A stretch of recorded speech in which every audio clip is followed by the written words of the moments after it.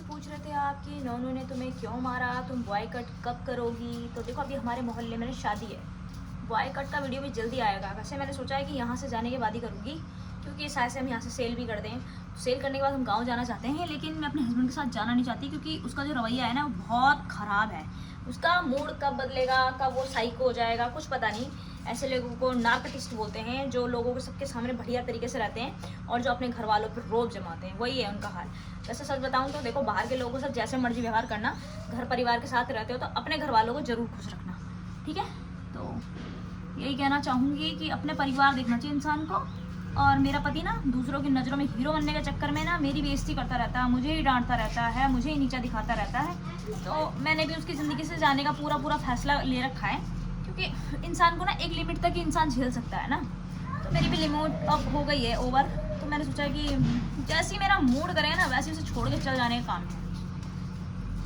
वैसे क्या ही बताऊँ इसके बारे में। वैसे मेरे को देखो उसके साथ रहने की इच्छा है, अच्छा भी है इंसान, बट क्या पता उसकी रहने की इच्छा ना हो, इसलिए मेरे को क्या पता इतना जलील कर रहा हो वो, है ना। कुछ नहीं कह सकते किसी इंसान के बारे में। मैं पूछ भी लेती हूँ डायरेक्ट कभी कभी ना कि तुम्हें मेरे साथ रहने की इच्छा है कि नहीं है, कुछ जवाब नहीं आता। तो जवाब आना चाहिए वैसे तो, भाई नहीं रहने की इच्छा है तो बता दो, ठीक है। वैसे तो मैं ये चाहूँगी कि वो यहाँ से सेल कर दें, यहाँ से सेल करते ही ना वो अपने गाँव यूपी चले जाए, ठीक है। और मेरे सामने सेल कर दे, चाहे मुझे ले जाए या ना ले जाए, लेकिन मैं यहीं रहना चाहती हूँ जहाँ मैं रहती हूँ, अपने घर ही है, क्योंकि मेरा मायका यहीं है, तो मैं यहीं रहने की इच्छुक हूँ। बाकी तो भाई अपने बच्चे बुच्चे लेके चले जाए और मुझे भी यहीं छोड़ जाए।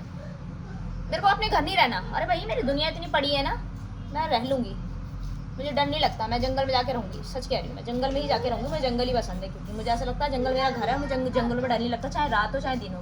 क्योंकि जब मैं छोटी थी ना, मैं अपने पापा को 10-10, 11-11 बजे ना, हमारे यहाँ गंगा है तो उसमें ढूंढने जाया करती थी, ये बात सबको पता है। तो इसलिए मुझे गंगा से ना प्यार है बहुत, और मैं डरती भी नहीं हूँ गंगा में रहने से। हमारे यहाँ गंगा नदी है पास में, उसे देखे हुए काफ़ी दिन हो गए। और ये सब साफ़ कर देती, क्योंकि आज मैं ना स्कूल गई थी तो मैं ना रास्ते में देखा, मैंने ये छुपाया है मैंने। किसी ने मुझे टोक दिया कि ये ना तुमने क्या बाल यहाँ से साफ करा, ऐसे बोल दिया मुझे। तो लगा था मुझे कि ज़्यादा दिख रहे होंगे शायद, तभी बोला। फिर मैंने अपनी 2 लटाएँ निकाली, इधर की उसे छुपाने की कोशिश करी। तो मैंने अब याद आया मुझे कि घर चल के थोड़ा सा साफ़ कर लिया जाए। हाँ मैं तुम लोगों से ही बात कर रही हूँ, पर मेरा ध्यान ना शीशा है सामने, उसमें चल रहा है। ऐसे इंसान के साथ रहना बहुत खतरनाक है दोस्तों, जैसे इंसान के साथ मैं रह रही हूँ। आप पता नहीं रह भी पाओगे कि नहीं रह पाओगे, पर मेरा वाला बहुत खतरनाक है। मैंने ना उसको देखा है भाई, इतना खतरनाक, इतना अपने ही सर फाड़ लिया था एक दिन उसने गुस्से में।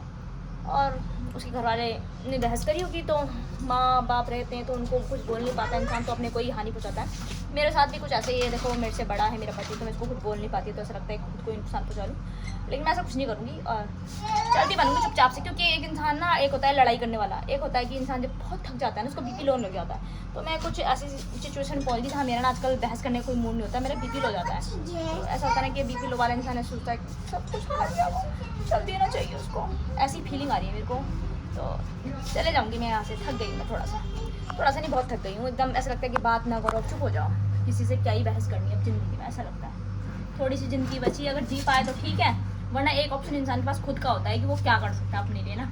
जीना है तो उसकी इच्छा है, नहीं जिएगा तो वो भी इसकी इच्छा है। जीना ना जीना हमारे ऊपर डिपेंड करता है, एक खुदा ने मौका दिया है। जियो तो तुम्हारी इच्छा नहीं है, जियो तो अपने आप को ही उड़ाओ और उड़ जाओ ऊपर, ये भी कर सकते हैं ना। बट मैं एक बात कहना चाहूँगी, जिसने ने मुझे दुख दिया है मैं उसके लिए दुआ करूँगी, परमात्मा उसके बहुत ज़िंदगी दे। मुझे लगा ना 150 साल 200 300 साल जिए, जितना मुझे दुख पहुँचाया ना, मेरी जीने की इच्छा जितनी ख़त्म करी ना भगवान, वो उतना ही जिए। मैं यूँ नहीं कहूँगी कि उसको कोई नुकसान हो, पर वो जीता जीता इतना थक जाए ना, बोरिंग लगे उसको ये दुनिया। भाई मैं जीने की लाई, इंजॉय करने की लाई, मेरी ज़िंदगी को उसने ख़राब करा। तो मैं उसके लिए यही दुआ करूँगी कि भगवान जो जिसने मेरा दिल दुखाया, भगवान इस धरती पे वो बहुत जिए। हाँ उसके शरीर को तकलीफ़ होएगी तो होती है एक समय पे, है ना, हर चीज़ से तकलीफ़ होती है। तकलीफ़ हो पर प्राण ना निकले, भगवान बहुत जिए। अब ये सोचे दुआ है कि बदुआ है, दुआ है नहीं, दुआ ही करते हैं ना। लंबे उम्र पाने के लिए माँ बाप भी आशीर्वाद देते हैं, पूतो ना पूतो फलो ना, और लंबी उम्र के लिए क्या बोलते हैं, चिरंजीव रहो। भगवान करे इतना चिरंजीवी रहे इंसान जिसने मुझे दुख दिए हैं, इतने चिरंजीवी रहे। भगवान तुम मुझे लेने मत आना, भूल जाना इस धरती पे, उनको मत लेने आना जिसने मेरा दिल दुखाया है। तुम भी दुखा सकते हो जिसने दुखाना चाहो तो। बाकी क्या ही बोलूँ, हैप्पी रहो हमेशा। और ये एक चीज़ देखो, ये नहीं कतैयाँ बैठी हुई यहाँ पर, काट ले कब कुछ पता नहीं है। चलो चलो नहीं छेड़ते जानवरों का, हम परेशान नहीं करते, हमें कोई परेशान नहीं करता, हम उसी को परेशान करें। इसलिए इंसानों से ज़्यादा तुम्हें जानवरों पर भरोसा है। तुझे काट लेगा। मुझे पता है मुझे कुत्ते ने आज तक नहीं काटा, लेकिन तुम जैसे कुत्तों ने मुझे बहुत बार भोग लिया, काट लिया 3600 बार। उस पर भरोसा है मुझे कुत्ते पे, तुम पे भरोसा नहीं। कब तुम हाथ उठा दो। तो भगवान क्या जिंदगी दी तुम। चलो भाई यहाँ से कर लो थोड़ा सफाई।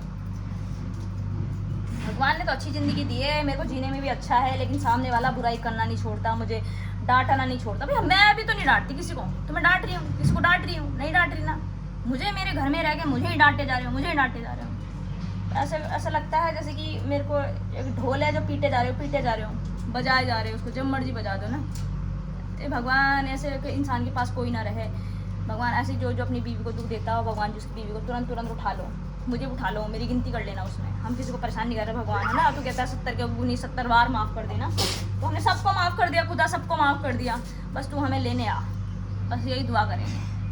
हो गया दोस्तों, देखो मेरा थोड़ा अच्छा लग रहा, थोड़ा साफ सा।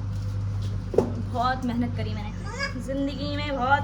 क्या आप कहोगे इतनी स्टोरी इतनी सैड हो, सुनाई जा रही हो, फिर भी करे जा रही हो, क्या करूँ भैया? इसको परे को फेंक दो, क्या करूँगी मैं इसका? ये दे है करुणा ने मुझे चिपकाने के लिए। ले चिपका लिया, खुश हो जा। ले चिपकाना नहीं है। पकड़ फिर, मैं क्या करूँ इसका? इसे अंदर रखना है। कूड़ा इकट्ठा कर लो पूरे घर में, यहाँ रखना है वहाँ रखना है। बच्चे इतना कूड़ा इकट्ठा कर देने का क्या ही करूँ? कैसे मुझे देख रही है, उड़ भी नहीं सकती, क्यों ही चले जाऊँ? चले जा, कहीं जाना है तो दिख रहा है इधर से तक दिख रहा होगा, ये बैठा दिख रहा होगा मेरे फोन से आपको।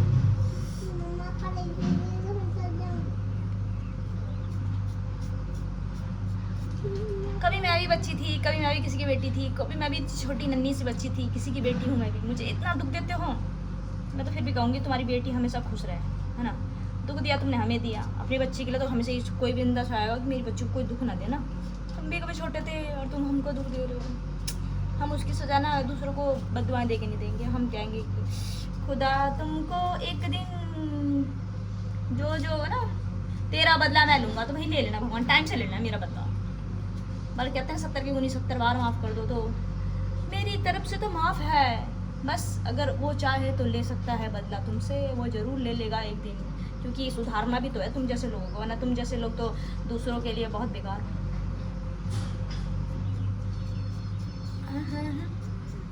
राधिका के ना एक दिन मैं चुपके से बाल काटने वाली हूँ, ये सब बिना पता है ना, उसकी मम्मी को ना पता चले, चुपचाप से उसके बाल काटूंगी। मेरे ना नीचा राधिका के बाल कटिंग कर दो। मैं लाई थी दूसरा, बस हो गया इससे। ऐसे क्या क्या बताती हूँ मैं आप लोगों को। ये मेरे दिल की एक भड़ास है, अकेला रहता है इंसान, सोचता है किसको सुनाए, तो मैंने सोचा कि आप लोगों को ही सुना लूँ मैं कुछ। यहाँ पे हो रहा था कुछ गड़बड़ में, यहाँ पर किसको बतलाऊं, किस अपना दर्द सुनाऊं मैं। चलो दोस्तों, मेरी दुख भरी कहानी में शामिल होने के लिए शुक्रिया तुम्हारा। और क्या ही बताऊं, बहुत ज़िंदगी में तकलीफ़ है, बहुत ज़िंदगी में तकलीफ़ है। और हाँ, एक नई खुशखबरी है कि हमारे इधर रोड बन रही है। ठीक है, चलो पहले बताओ मेरा थोड़ा सही हो गया? हाँ।